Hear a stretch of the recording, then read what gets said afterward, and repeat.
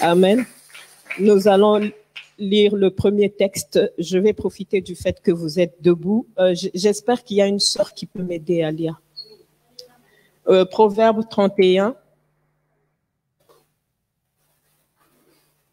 Ça va être un peu long, mais notre partage de ce soir sera principalement basé sur ce texte.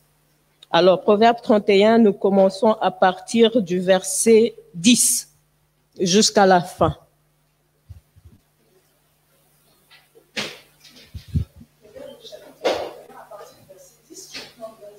Amen. On peut trouver une femme vertueuse.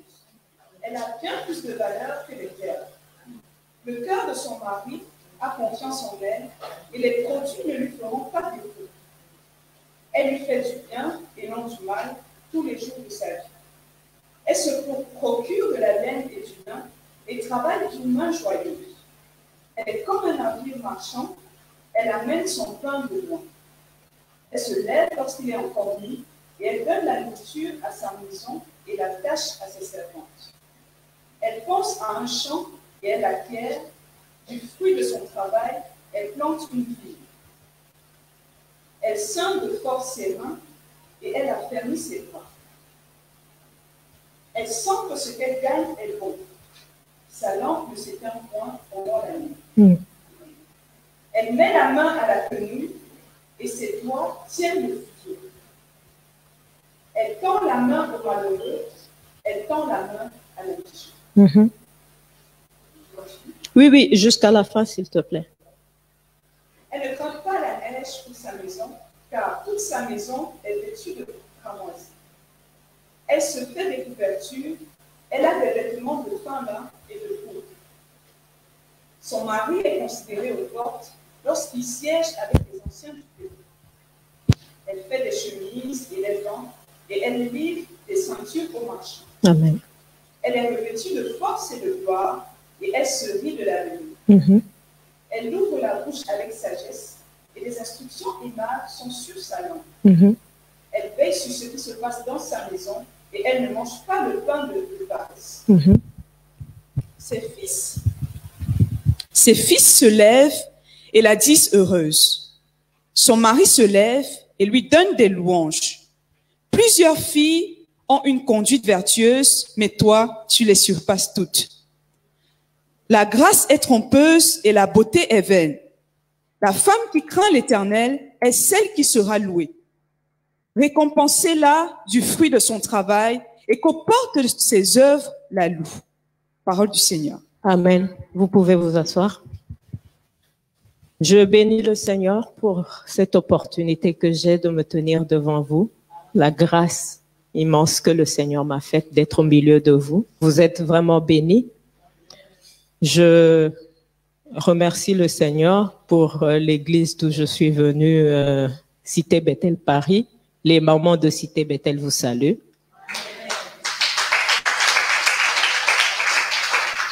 Et je bénis le Seigneur pour mon père spirituel, mon pasteur Bailon Kabunda, qui est aussi mon frère, mon grand frère biologique.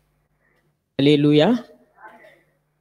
Je bénis et je remercie le Seigneur pour le pasteur Papi Mouchita. C'est une confiance. Par les temps qui courent, on ne donne pas le micro à n'importe qui. Et c'est normal parce que la Bible dit qu'il y aura dans les temps de la fin des faux prophètes, des faux serviteurs et des fausses servantes de Dieu. Alors quand un homme de Dieu vous donne la possibilité d'intervenir, ça veut dire que Dieu vous a quelque part témoigné dans son cœur. Merci Daddy pour la confiance.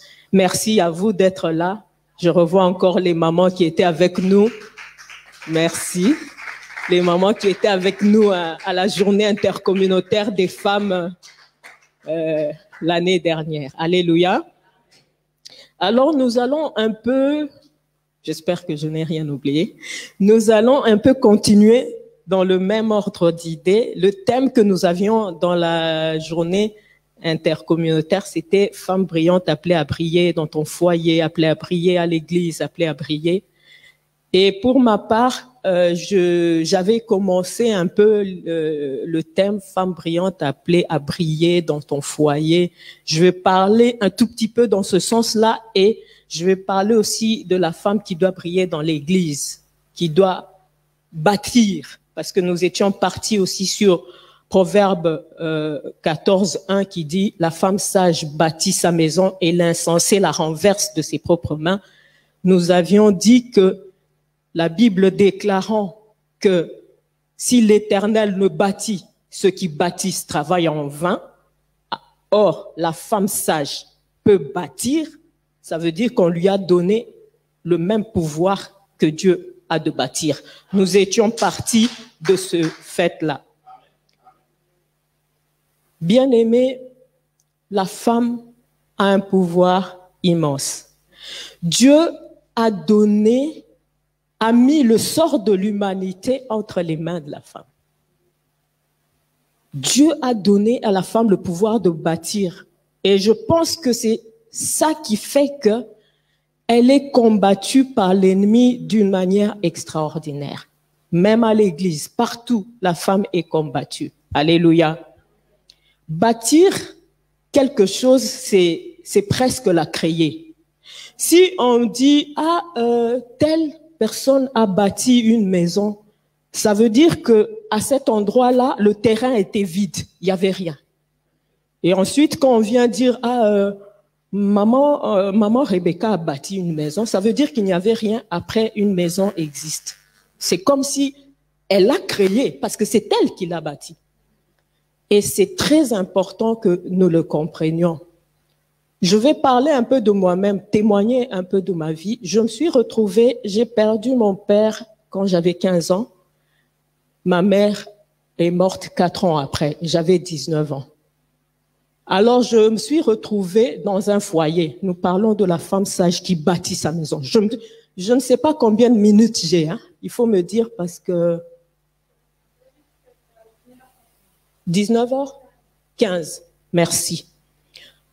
Je me suis retrouvée femme au foyer. Je devais bâtir une maison, mais je ne la bâtissais pas en tant qu'épouse. Je devais la bâtir en tant que sœur.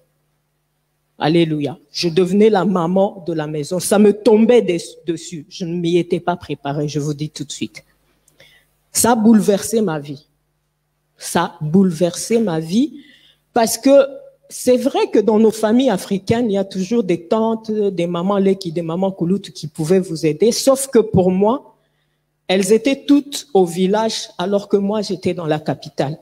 Et donc, je me suis retrouvée maman de mon frère de 4 ans, mon aîné, et de mes petits frères et sœurs. La cadette, elle avait 10 ans. Alléluia. Je me suis retrouvée comme perdue. Je savais pas quoi faire. À l'époque, j'étais inscrite parce que je voulais faire médecine à l'université de Kinshasa.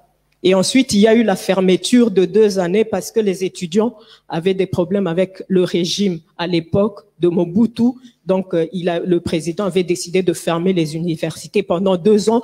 Et ces 2 années, je veux dire que le Seigneur s'est arrangé pour que beaucoup d'étudiants rencontrent le Seigneur pendant ces 2 années-là. Parmi les étudiants qui ont rencontré le Seigneur, je figurais parmi eux. Et c'est la grâce que j'avais obtenue de la part du Seigneur. Je voudrais intituler mon message d'aujourd'hui « La femme et l'esprit ».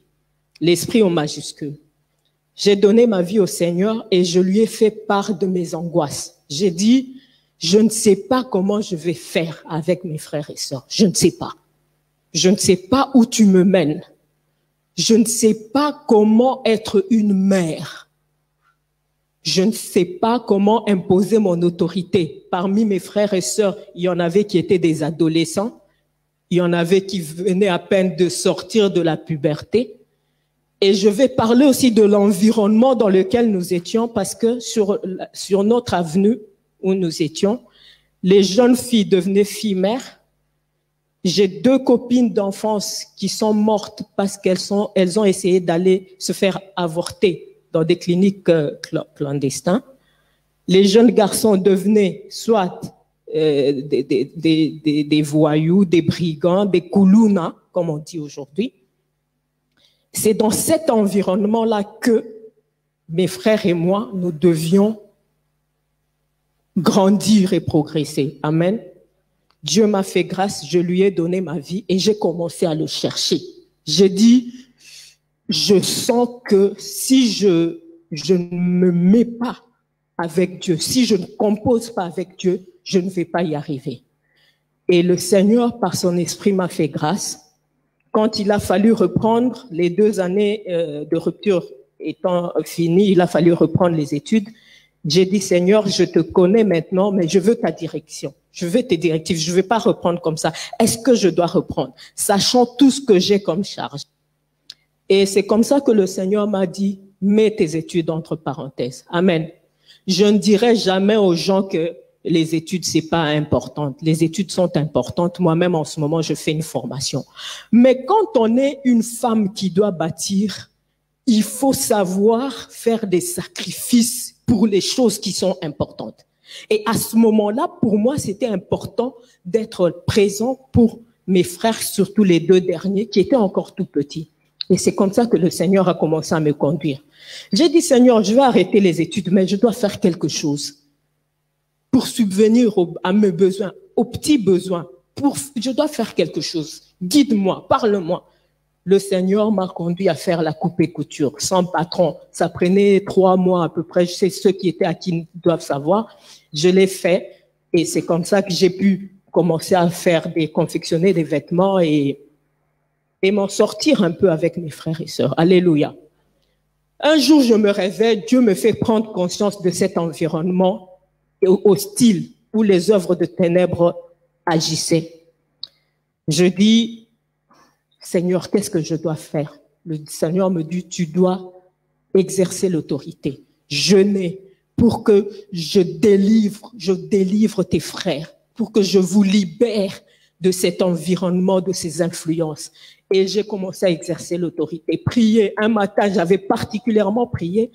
Quand je dors la nuit, je vois une femme de notre quartier. Alléluia. Dans ce proverbe 31, il y a un verset où on dit, la nuit, sa lampe ne s'éteint point. Amen. Sa lampe ne s'éteint pas. Tu es une femme, ta lampe ne doit pas s'éteindre. La nuit, elle est synonyme de ténèbres, elle est synonyme de la mort financière, matérielle. La nuit est synonyme d'épreuves, elle est synonyme de beaucoup de choses. Quand on dit que sa lampe ne s'éteint point, c'est dans le domaine spirituel qu'on parle. Alléluia.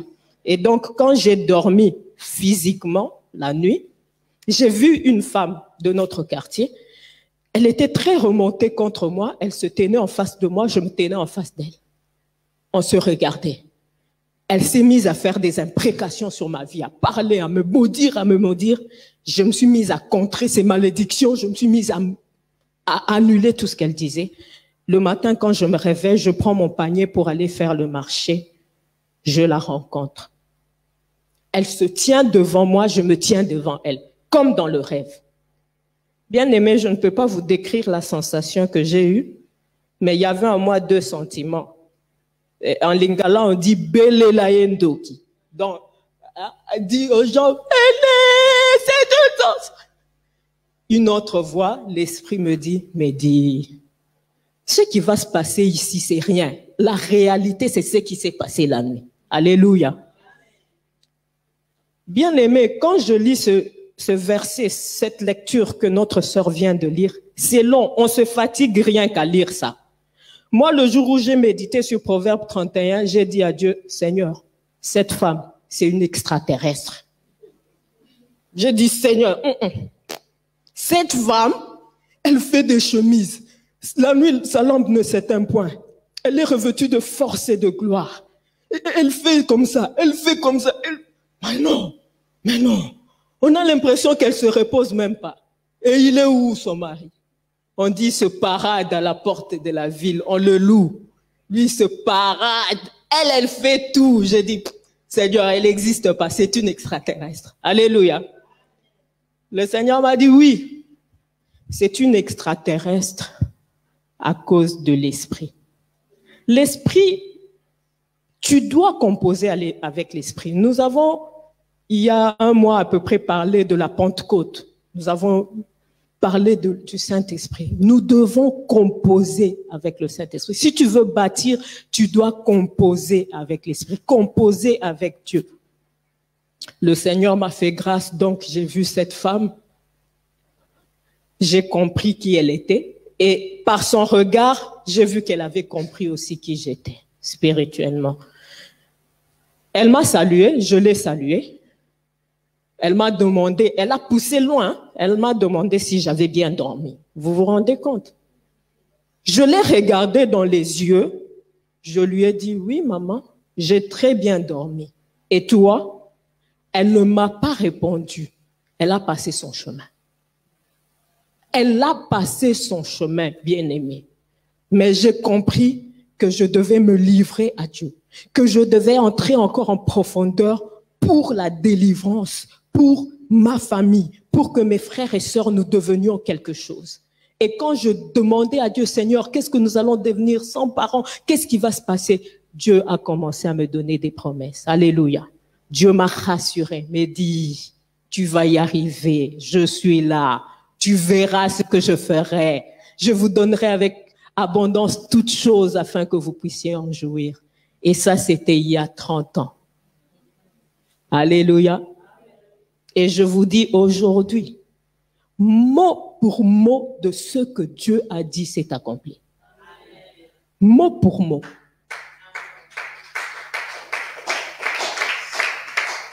Mot pour mot. Dieu a fait de mes frères et sœurs des grands serviteurs de Dieu, des grandes servantes de Dieu et une stabilité à tous les niveaux tels que je ne suis même pas sûre que si mes parents biologiques avaient été là, cette réussite aurait été aussi manifeste. C'est pour vous dire que tu peux être une femme désemparée devant ce qui t'arrive, comme moi. Si tu composes avec l'esprit, tu bâtis et tu as l'honneur des gens du quartier. Tu as l'honneur de tes propres frères et sœurs parce que quand ils te regardent, ils ne te voient pas comme leur sœur, ils te voient comme une mère. Et ils te voient comme une armée. Tu es une armée et tu bâtis. Des choses qui n'existent pas, tu les fais exister. C'est ça bâtir. Tu les crées avec l'esprit. L'esprit a participé à la création. On dit dans Genèse 1, 1 à 3, au commencement, Dieu créa les cieux et la terre. La terre était informe et vide. L'esprit de Dieu se mouvait sur la surface des eaux et Dieu dit que la terre soit. L'esprit était là, participant à la création. Alléluia. Si tu veux être cette femme qui est qui est une extraterrestre, compose avec l'esprit. Alléluia. On nous dit,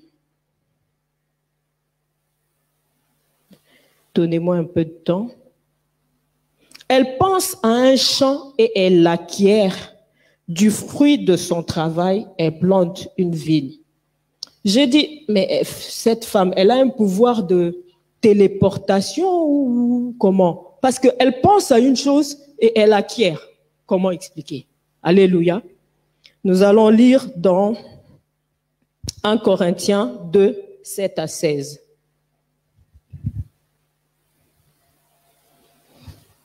1 Corinthiens chapitre verset 7 à 16, je lis dans le nom de Jésus. C'est encore un peu long, mais c'est important. Oui, amen, ma sœur. Nous prêchons la sagesse de Dieu, mystérieuse et cachée, que Dieu, avant les siècles, avait prédestinée pour notre gloire. Sagesse qu'aucun des chefs de ce siècle n'a connue, car s'ils l'eussent connue, ils n'auraient pas crucifié le Seigneur de gloire.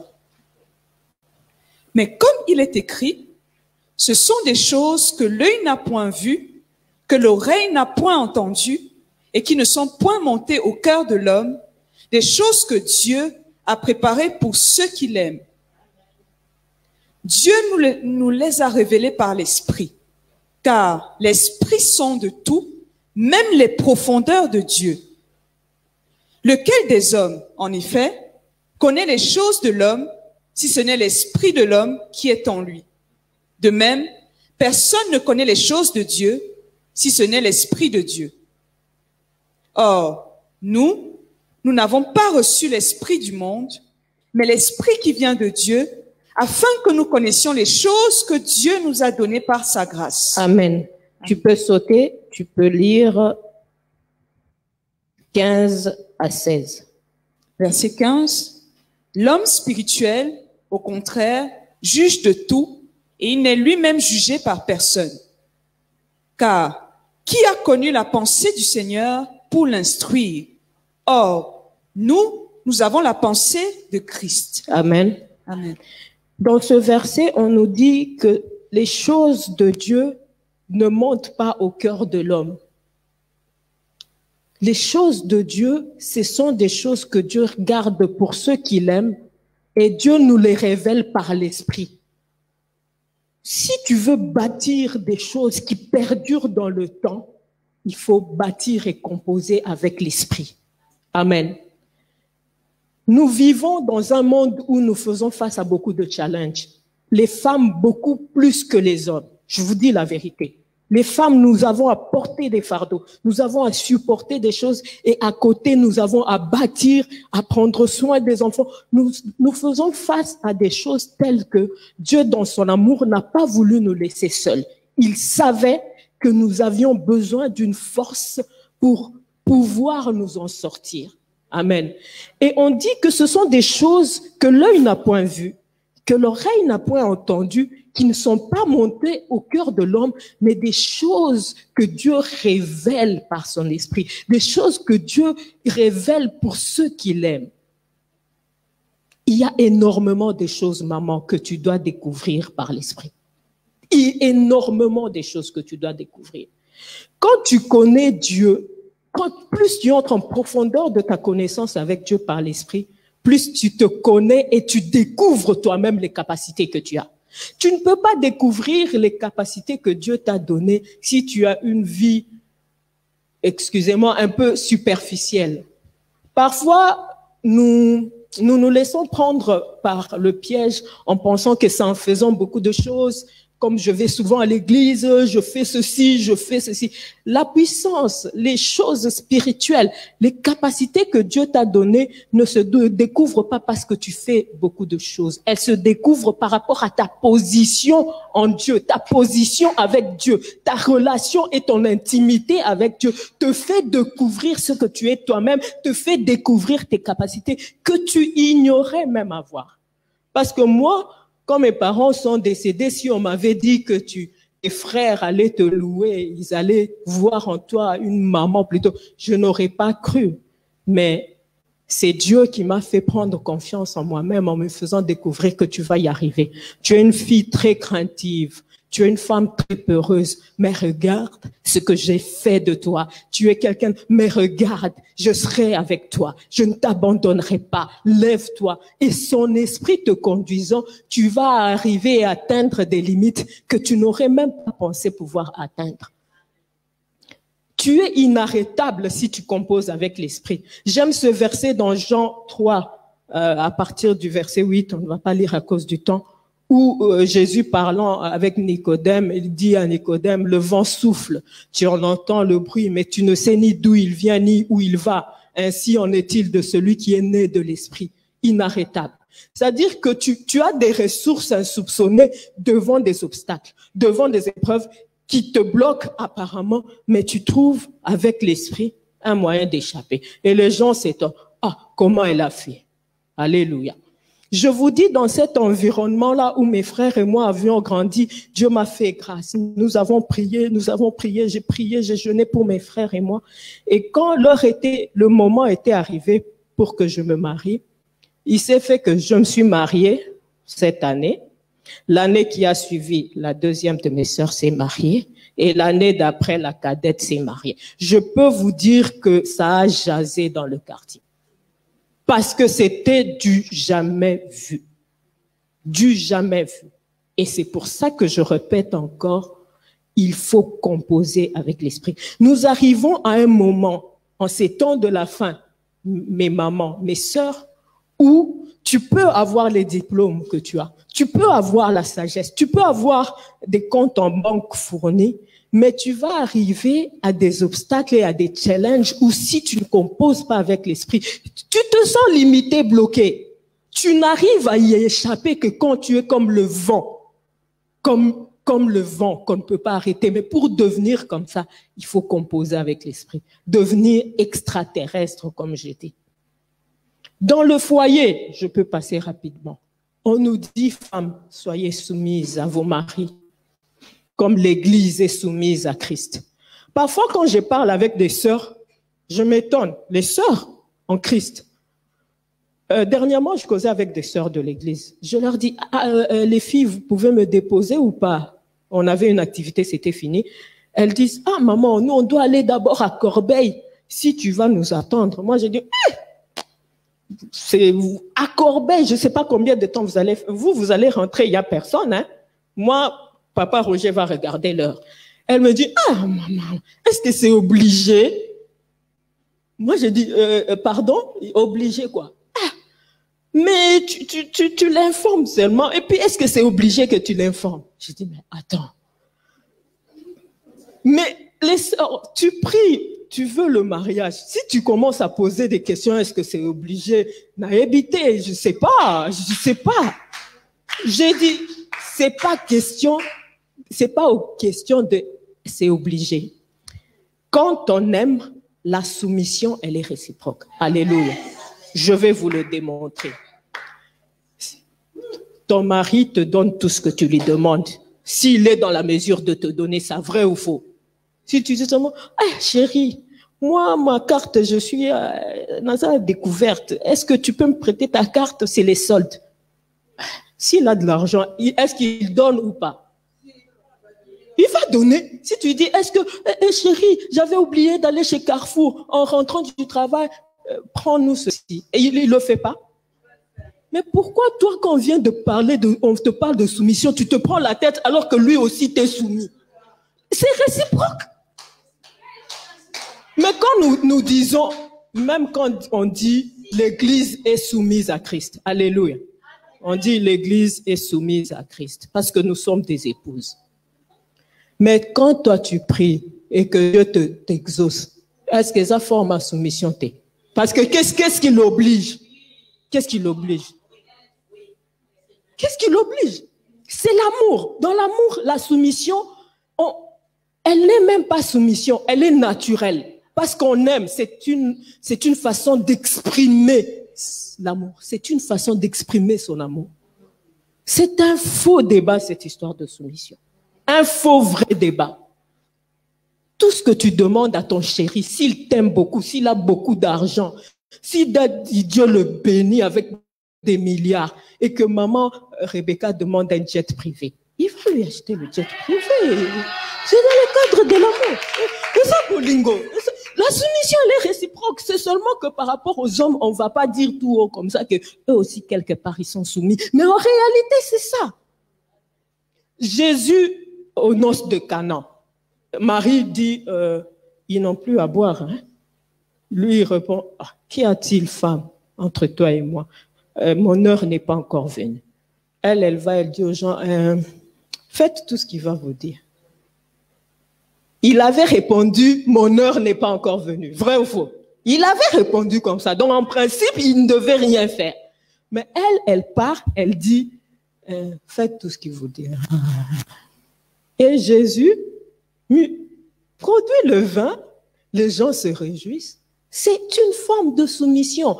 Dieu dit que celui qui fait de l'Éternel ses délices, Dieu lui accordera tout ce que son cœur désire. Donc, au début, tu désires seulement une chose comme ça. Avant même que tu ouvres ta bouche, Dieu te donne. Dieu nous demande la soumission. Nous avons tout à y gagner, les mamans. Tout à y gagner. Alléluia.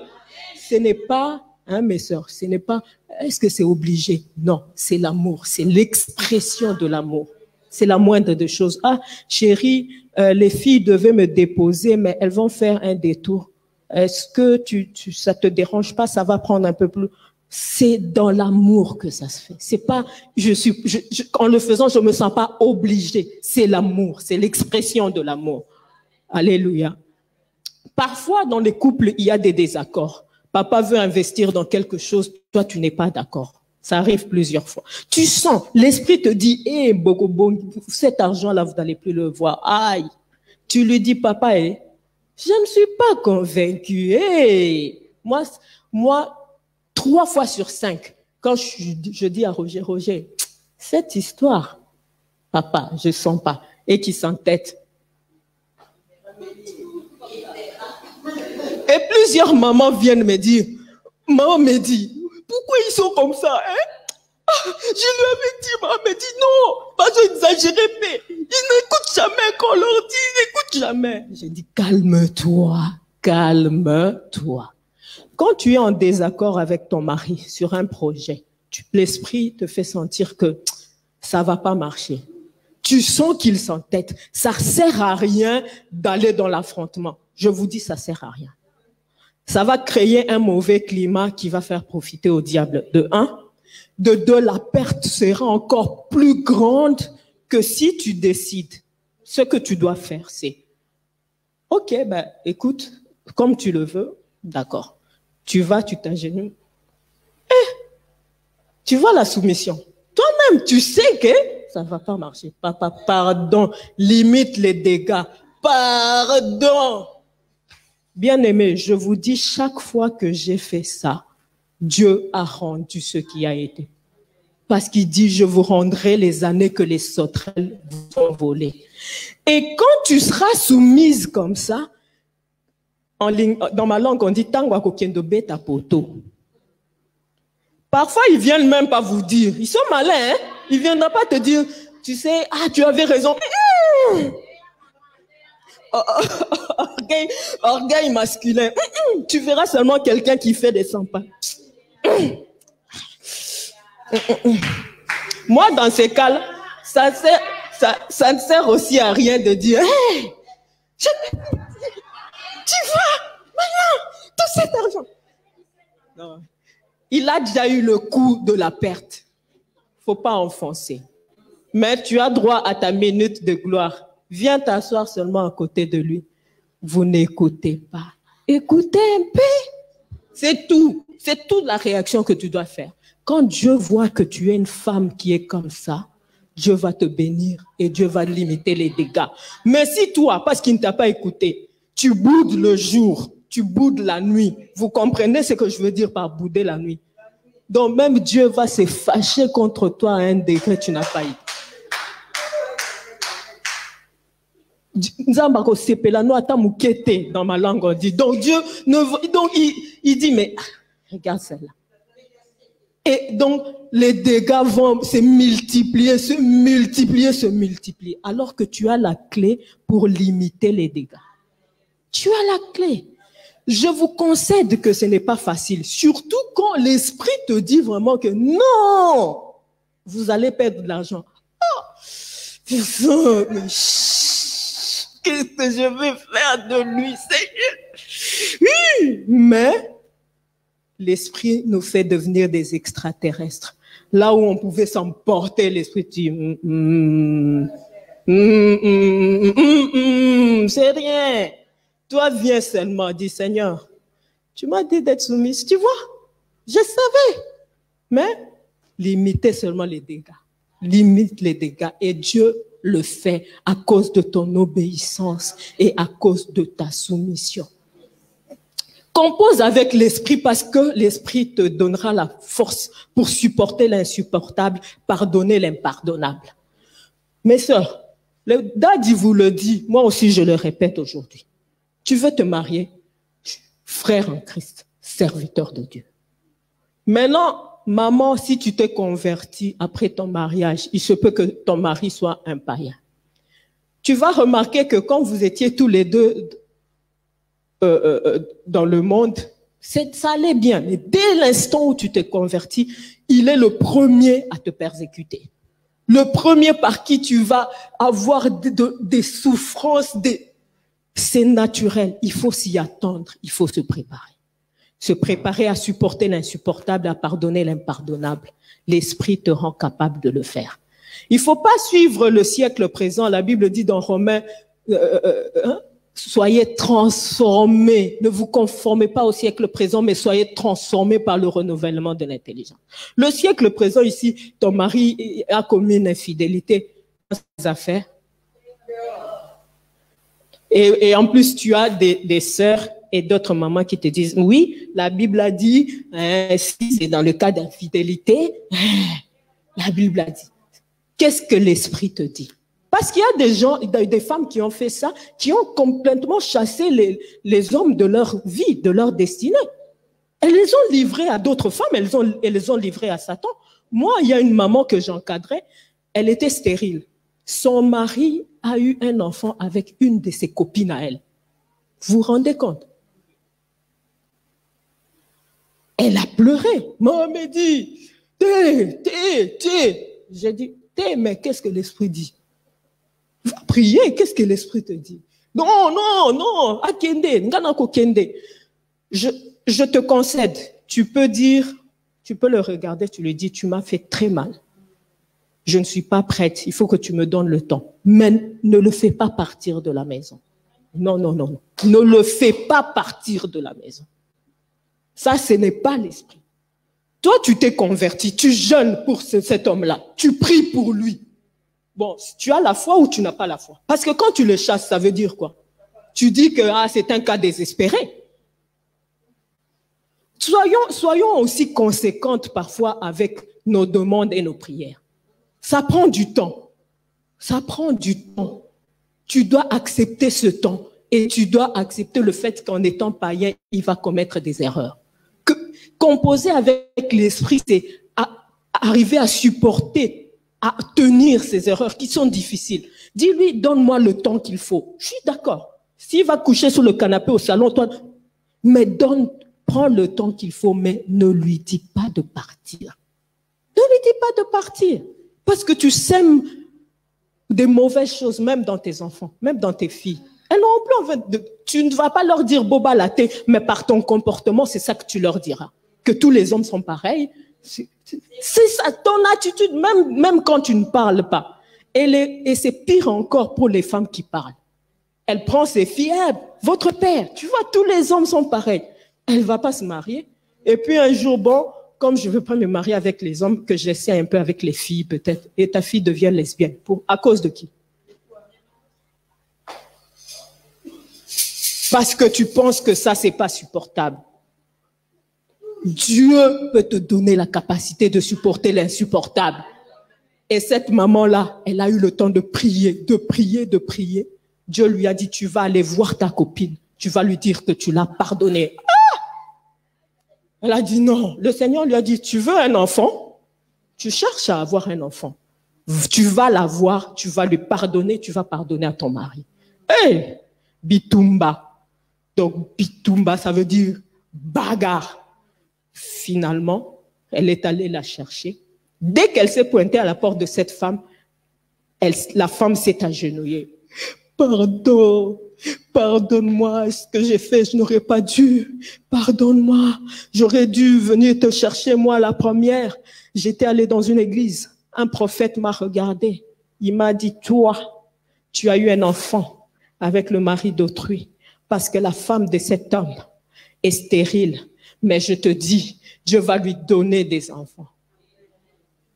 Donc, Dieu donne une prophétie à ton ennemi. Toi, tu refuses de lui pardonner. Comment tu vas avoir la prophétie? Dieu fait parfois des choses bizarres. Faut connaître Dieu. Faut connaître Dieu. L'Esprit donne la capacité de supporter l'insupportable, de pardonner l'impardonnable. Et quand tu arrives à pardonner à cet homme qui t'a trahi, poignardé dans le dos, tout ce que vous dites, ce pardon-là va le ramener à Dieu. Et c'est ce qui est arrivé. Finalement, le papa, quand il a vu l'acte que sa femme avait posé, il a dit non. Cette femme-là où elle commence à aller prier, je ne comprends pas ce qu'elle est devenue. La Sylvie que je connaissais, non. Et il a commencé à venir à l'église. Et au moment où je vous parle, elle a une très belle fille de 5 ans.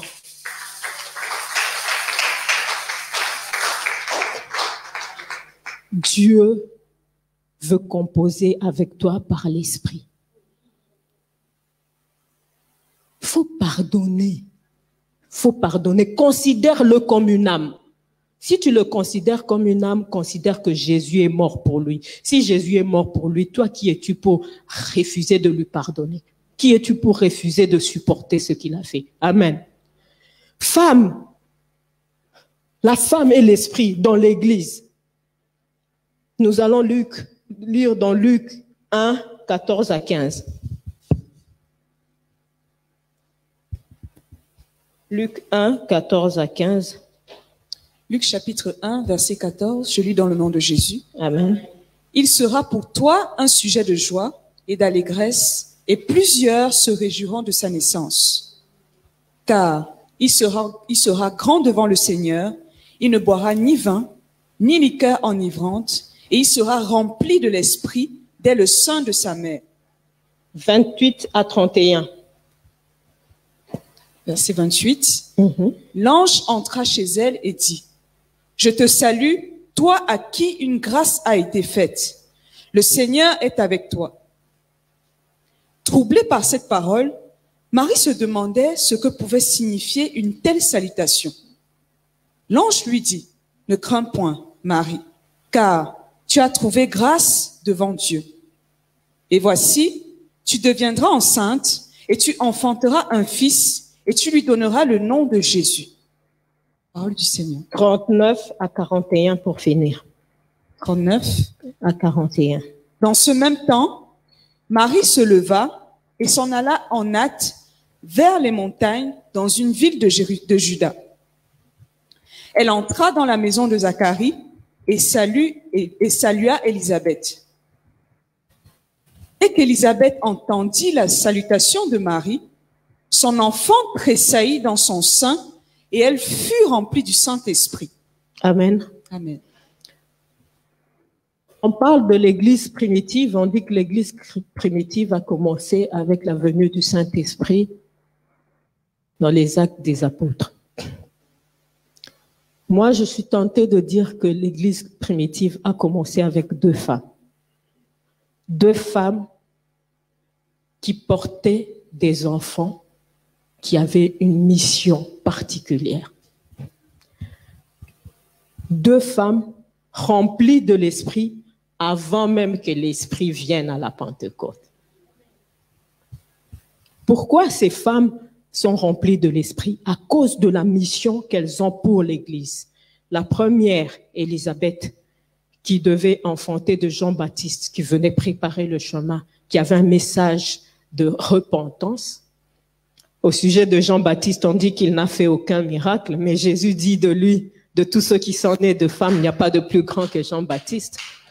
Parce que le miracle que Jean-Baptiste a opéré, c'est le plus grand, c'est-à-dire amener les gens, réconcilier les cœurs des fils ramener les gens, leur prêcher le message de la repentance, parce que c'est important et capital, et préparer la venue du Seigneur. C'est même ça que nous sommes appelés à faire. Et Jésus qui vient sauver l'humanité. Les missions de ces deux enfants étaient tellement énormes que Dieu s'est dit, il faut que ce soit des femmes qui sont des extraterrestres. Elles doivent composer avec l'Esprit. Et ces femmes ont été visitées par le Saint-Esprit avant même la Pentecôte. De sorte que, dans la lecture, quand on lit, Marie, quand elle salue Élisabeth, elle lui transmet le Saint-Esprit qui saisit l'enfant qui est dans le ventre d'Élisabeth. Et Élisabeth prophétise sur Marie. Dieu a une destinée glorieuse pour l'Église. Église, corps du Christ, Église, assemblée locale. Dieu a une grande mission. Et il va passer par toi en tant que femme. Compose avec l'Esprit pour engendrer à l'Église des hommes et des femmes avec des destinées extraordinaires. Avec des destinées glorieuses. Tu le peux parce que toi, tu donnes la vie. Tu la portes là. Quand il n'y a pas de vie, c'est toi la première à le sentir. Un homme ne saura jamais comment ça fait quand un enfant bouge dans le ventre. Quand la vie commence dans quelqu'un, un homme ne saura jamais comment ça fait. Toi, tu sais. Et si cette vie s'arrête, tu le sais aussi.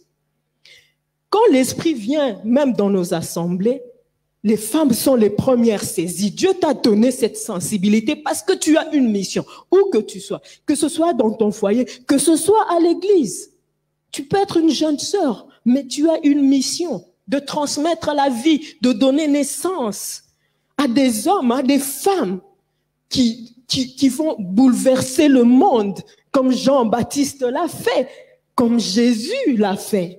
Des femmes exceptionnelles que Dieu a choisies, par qui Dieu a voulu passer pour que toi et moi, aujourd'hui, nous nous réunissions comme nous nous sommes réunis.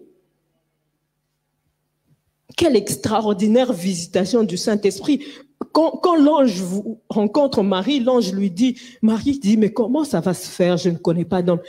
L'ange lui dit, le Saint-Esprit te couvrira, l'Éternel te couvrira de son ombre et le Saint-Esprit viendra sur toi et le Saint-Enfant qui naîtra. Le Saint-Esprit compose avec toi. Que ce soit pour tes enfants biologiques à la maison, chacun d'eux a une destinée particulière. Et tu ne connaîtras la destinée de chacun de tes enfants qu'en composant avec le Saint-Esprit. Avec mes frères, Dieu m'avait vraiment fait cette grâce quand tous nous nous sommes donnés au Seigneur. Je pouvais savoir que Audi a telle grâce, Michel a telle grâce, Mamie a telle grâce. Je pouvais savoir et je pouvais parler avec eux par rapport à ces grâces. Parce que chaque enfant est différent. On n'élève pas les enfants de la même façon. On ne les punit pas aussi de la même façon. Il faut composer avec Dieu pour savoir la meilleure façon de les élever. C'est comme ça aussi à l'église. Nous, en tant que femmes, devons composer avec Dieu. Nous sommes une armée. Si nous composons avec l'esprit, le mal ne résistera pas au milieu de nous. Jamais. Jamais, je vous dis, jamais.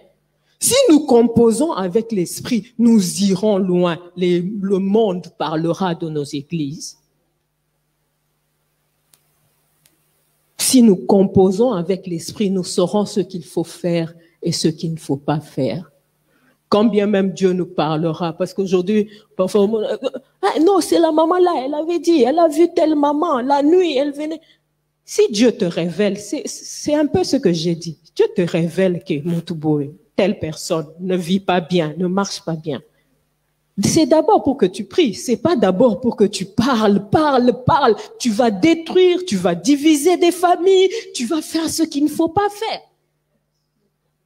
Qu'est-ce que j'aurais obtenu, moi, si j'avais crié à la sorcière? Les gens seraient sortis, peut-être cogner la femme. La journée, vous pouvez taper sur elle. Mais la nuit, ceux qui n'avaient pas Dieu, comment elle allait les frapper? Comment elle allait les frapper? Nous devons savoir gérer ces choses. Dieu nous parle. Dans l'église, souvent, c'est les femmes qui sont sensibles, qui ont des rêves, qui ont des révélations, qui ont des visions. Il faut composer avec l'esprit pour savoir si Dieu me donne cette révélation, c'est pour que j'en fasse quoi? Ce n'est certainement pas pour que j'en parle, parce que je ne connais même pas l'état de la personne à qui je le dis. Moi, Dieu ne m'avait pas révélé l'état de cette femme-là pour que j'aille crier sur les toits du quartier que je l'ai vue. C'est elle qui combat et qui lie la vie de tous les gens du quartier. Dieu m'a révélé pour que je prie et que je fléchisse mes genoux pour que cette avenue, ce quartier, Dieu visite et libère les jeunes qui étaient dans ce quartier-là, libère les vies. C'est pour ça que Dieu m'a montré ça. C'est pareil. Nous avons un travail à faire à l'église. Tu es femme d'un serviteur de Dieu, soutiens-le. Accompagne-le, sois sensible à ce que l'Esprit te dit. Soutiens-le, ne sois pas celle qui lui vient te confier quelque chose, j'ai un souci, tu vois tel couple. Toi, tu vas, je vous avais dit. Non, c'est pas ça que tu es appelé à faire. Beaucoup de femmes ont détruit les ministères de leur mari. Moi, je connais une femme d'un pasteur puissant, un homme de Dieu puissant, que Dieu utilisait avec un don de miracle extraordinaire. Mais comme c'était sa femme, c'est normal qu'il se confie parfois à elle. Elle, quand elle arrive à l'église, C'est pour ça on chasse les démons en vous. Les démons ne partent même pas. Mon mari est jeune, il souffre. Du coup, tout le monde savait que, donc le mari lui dit, plus personne n'allait vers ce pasteur. Et pourtant, c'est un homme puissant. Hein. Il a un don de miracle, je vous dis, extraordinaire. Mais plus personne ne va se confier en lui. Mais les conséquences ont suivi leur maison. Leurs propres enfants complètement perdus. Hein. Rien à voir avec des enfants de serviteurs de Dieu. Pourquoi? À cause de cette femme qui a renversé sa maison de ses propres mains. Parce qu'elle ne sait pas que le ministère est divin. Il faut faire attention avec ça. Très, très attention. Il faut jeûner, prier, accompagner, être sensible à ce que Dieu dit. Parfois, lui-même, en tant que serviteur, certaines choses lui échappent, mais toi, tu es là pour savoir ce qu'il faut, comment réagir. Regardez Séphora. Je vais finir. Regardez Séphora. Moïse, la femme de Moïse, homme de Dieu, qui a libéré Israël. Il oublie de circoncire son enfant. Gershom, hein, je pense. Il oublie. L'oubli est humain. Il oublie. Mais, heureusement pour lui qu'il a une femme qui compose avec l'esprit. Heureusement pour lui. Cette même femme que Myriam et Aaron sont allés chuchoter à côté. Comment? Lui, il va prendre une femme étrangère. Les gens peuvent parler contre toi du mal. Si toi, tu composes avec l'esprit, tu vas faire des choses extraordinaires. Cette femme perçoit que Dieu vient. Elle perçoit qu'il ne vient pas na et sengo. Il ne vient pas avec la joie. Il vient pour châtier. Attends. Comment elle arrive à discerner l'humeur de Dieu? Il faut avoir une certaine connaissance de Dieu pour discerner que Dieu vient, mais son humeur n'est pas bonne. Je sens qu'il vient, mais son humeur est bonne ou son humeur... Comment tu fais pour connaître l'humeur de Dieu? Comme les jeunes disent, il est en mode fâché ou en mode... Elle discerne. Je dis ça, c'est le Saint-Esprit. Elle discerne qu'il vient, mais elle discerne qu'il est en mode... Et derrière, elle discerne ce qu'il faut faire pour apaiser la colère de Dieu. Tu peux être épouse d'un serviteur de Dieu. Il peut y avoir des choses qui l'échappent. Si tu composes avec l'esprit, Dieu te montrera comment te comporter, comment pallier à ses faiblesses, pallier à ses lacunes. Elle discerne ce qu'il faut faire et non seulement ça. Moi, je vous dis la vérité, hein, je ne suis pas sûre que j'aurais pu faire ce qu'elle a fait. Couper le prépuce de mon propre enfant. Non. Et en ce temps-là, je ne sais pas, Daddy pourra le dire, ce sont des choses que les femmes ne faisaient pas. Les hommes prenaient leurs enfants mal, ils allaient dans un coin, c'était comme une conspiration, clique. Vous les femmes, vous êtes à 1000 kilomètres. Elle a ce courage, cette force de prendre un silex et de couper le prépuce de son fils pour apaiser la colère de Dieu. Non. C'est une extraterrestre. Ah non. C'est une extraterrestre. Nous sommes des femmes à l'église. Nous devons monter, nous devons composer avec l'esprit pour savoir ce que nous devons faire exactement, concrètement, pour que la vie vienne à l'église. Savoir ce qu'il faut faire concrètement, exactement, pour que notre église se lève. Savoir ce qu'il faut faire exactement, concrètement, pour aider nos jeunes sœurs, nos frères, les papas de l'église à monter, à faire ce qui est agréable à Dieu. Dieu est capable de le faire avec chacune de nous, à condition que tu composes avec l'esprit. La femme et l'esprit, c'est une armée. La femme et l'esprit, c'est une créatrice. Elle fait sortir des bâtiments. Elle élève des gens qui sont des puissants serviteurs de Dieu. La femme et l'esprit, rien ne lui résiste parce qu'elle est comme le vent. Tu la bloques ici, elle s'échappe ici. Tu la bloques ici, elle sort par là. Tu dis c'est fini, oh non, c'est fini, ces enfants, elles vont faire la prostitution. Leur père est mort, mais quand les gens reviennent après, et mariés dans leur foyer, non, tu es extraordinaire. Que Dieu te bénisse. Alléluia. Nous allons nous lever, dire au Seigneur quelques mots, Dire au Seigneur que Dieu, tu nous aimes.